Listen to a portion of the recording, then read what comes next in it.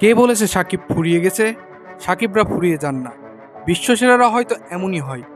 Super 8 নিশ্চিত করার ম্যাচে জ্বলে উঠল সাকিবের ব্যাট। সমালোচকদের জবাব মুখে নয়, ব্যাটে প্রত্যেকটি শটের মাধ্যমেই দিলেন।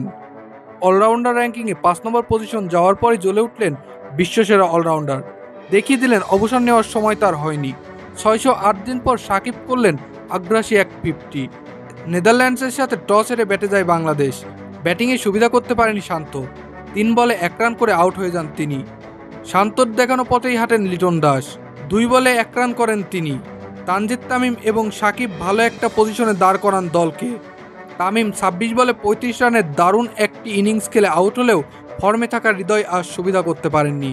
মাহমুদুল্লাহ এবং জাকের দারুণ এক সঙ্গ দেন সাকিবকে। 46 বলে 64 রান করে নট আউট থেকে মাঠ ছাড়েন এই বিশ্বসেরা অলরাউন্ডার। মুসাব্বির আল নাফিজ, আপডেট শিরোনাম।